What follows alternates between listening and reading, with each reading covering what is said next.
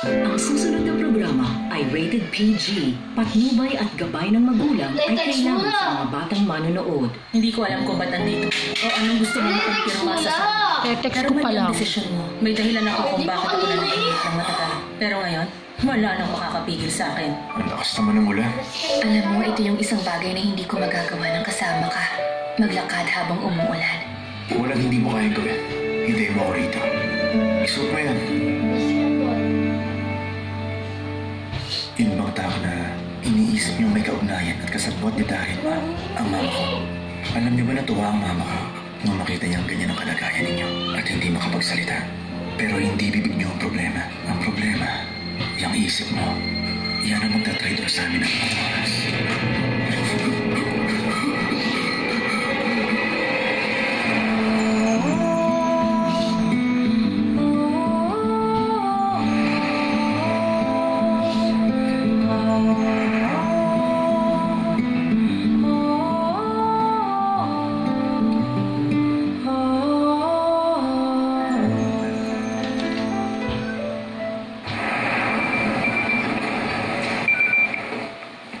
Hello? Hello, Mrs. Nam? Ako ito, ang mama ni Andre. Naku, Ma'am Lilian! Kumusta na po kayo? Salamat na contact kita. Wala na akong oras kaya didiretsahin na kita, ha? Kamusta si Andre? Hindi ba siya nag-aaral abroad? Balita ko umalis siya ng bahay. Totoo ba yun? Pasensya na po kayo, Ma'am Lilian. Ang totoo po, nagsinungaling ako sa inyo nung time na yon. Naisip kong mag-aalala kayo ng sobra.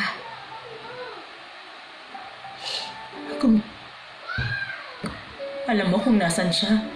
Anong ginagawa niya ngayon? Opo, Ma'am. Nito pong nakaraan, na-aksidente ang asawa ko at na-confine siya ngayon dito sa ospital. Minsan dumadalang si Andre. Yung phone number niya. Pwede ko bang mahingi sa'yo? Oo naman po. Ma'am, medyo maliliit yung letra, hindi ko mabasa. Kukunin ko lang sandali yung salamin ko sa itaas. Huwag niyo pong ipapapa, ha? Sandali lang po.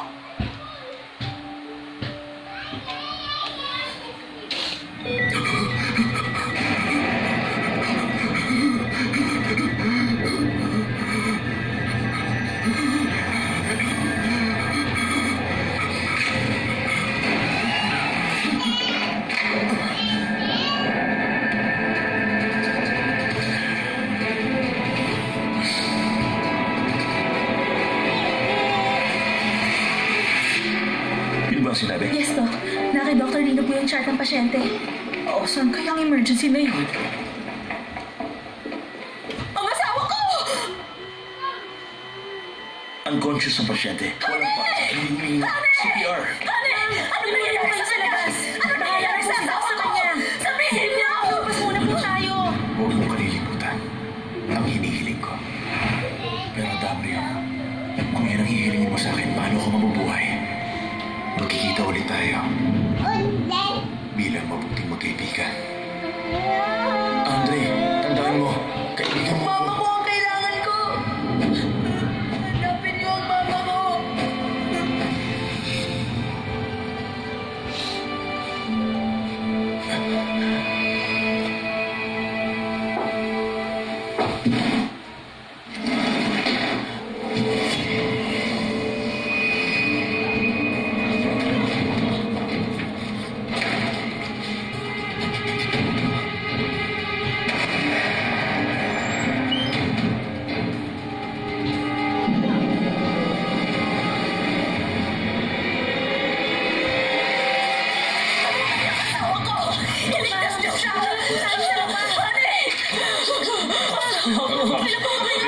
Uminaw na po kayo.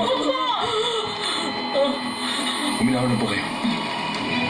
Sino ka ba? Kapag pinutol mo ang air supply, magsha-shut off ang alarm. Pasalamat ka, shifting na at walang nurse. Kung nagkataon, huli ka. Ikaw yung takas na kriminal. Ba't ikaw nag-drive na kotse ng papa ko? Simula ngayon, huwag kang gigilos na ikaw lang mag-isa. Isipin mo ang mama mo kung bakit siya tahimik na nagtatago at nanonood na. Wala akong pakialam sinasabi mo! Tinatanong kita kung kriminal na tulad mo! Lumalapit sa amin ang mama ko! Tumahimik ka! Wala kang walang ibang gagawin, kundi ang manahimik at pakinabangan ng mga ginagawa ng iba para sa'yo.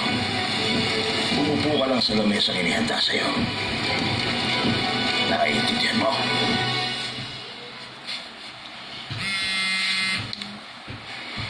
Yes, hello, Mrs. Nam? Ikaw pala, Sheena. Oo, ako nga po to. Bukas nga po pala birthday ko. May party dito sa bahay. Pasensya ka na. Sana nasabi mo agad sa akin para nakabili ako ng regalo. Okay lang po. Hindi ko talaga alam kung kailan ang birthday ko. Naisip ko lang po ngayon na gawin na lang bukas. Eh di, hindi ka pa nakakapag-celebrate ng birthday mo mula nung ipanganak ka? First time ko po ngayon. Buhay pa ba ang mga magulang mo? Hindi na. Pupunta ako. Ano bang address ng bahay niyo?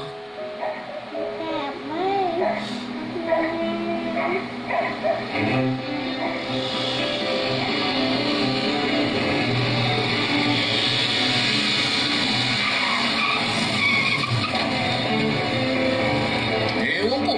Bigla na lang niya naisip na mag-birthday party. Oo, hindi daw niya alam kung kailan ang birthday niya. Kaya naisip niya na ngayon na lang daw. Okay, thank you. Wow, ang cute mo, Sheena, ha? Kailan ba natin tatanggalin yung DVD dito sa bahay? Kung ano-ano kasi napapanood ni Sheena sa mga drama. Miss ang miss. O sige, pupunta na ako dyan. Thank you, Welcome, sir. Please come again. Oh. Sino ka? Kaibigan ko siya. Welcome. Kaibigan mo? Ano ba to? Tirang pagkain? Hoy, anong tirang pagkain? Makarel yan. Yan ang request na may birthday dito, no? Wala ba kayo extra tsinelas dyan? Eh, pati maganda ang amoy. Uy, huwag kang basta umupo. Teka, ito umupuan mo. Oh. Wala ba kayong steam towel? Pamunas lang sa kamay. Binibigay yun sa bisita pagdating eh.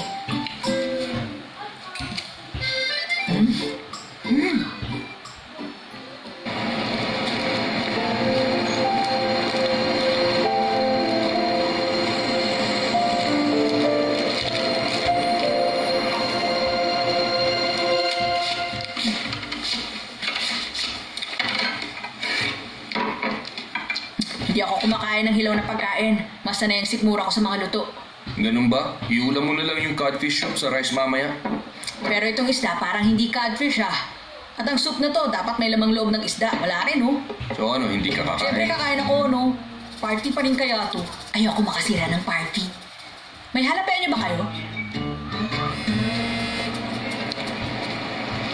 Hello, Sheena. Kabababa ko lang ng bus. Naglalakad na ako ngayon. Hello po. Ginulat mo naman ako, Sheena. Ano pong mga to? Sea urchin seaweed soup, tsaka japchae, tsaka bulgogi yung mga yan. Yan yung niluluto ko nun kapag birthday ng anak ko. Hindi ko alam kung magugustuhan mo ang mga yan. Pagkatapos ko maisip na ngayon ang birthday ko, feeling ko pinanganak ako ulit. Parang nabigyan ka ng permiso magkaroon ng bagong buhay dito. Naisip ko rin panahon na para ayusin ko ang buhay ko. Matagal din akong nanahimik. At ngayon nahanapin ko ang taong gusto kong makasama. Sabihin na natin gusto kong mabuhay na kasama siya.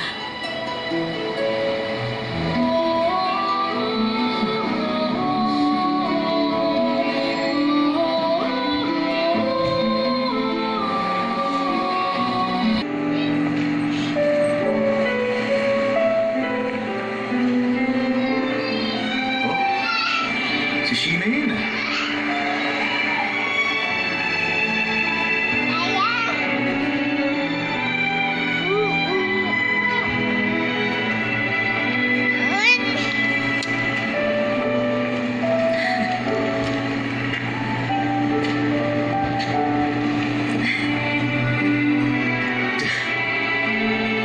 Bakit na naman kaya siya natatawa? Ang dali talaga niyang patawanin.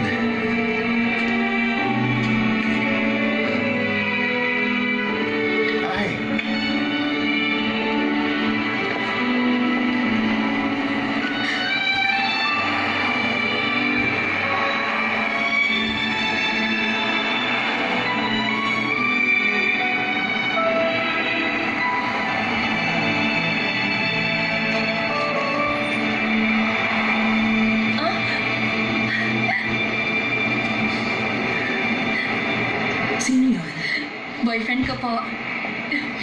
Andre ho! Ito talaga si Sheena. Ilang beses ko nang sinabi huwag isisi ko ang pangalan ko, ginagawa pa rin. Andre! Andre! Sheena, yung boyfriend. Ate!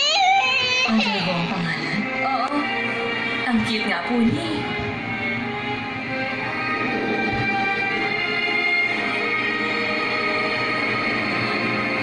Sabi ng mama ni Andre, nung bata pa daw siya, Kapag daw pinapasyal niya ako kahit saan, talagang palagi raw ako napapansin ng mga tao. May mga gustong araw kumarga pa sa akin noon eh. Kasi nga talaga ang cute-cute ko.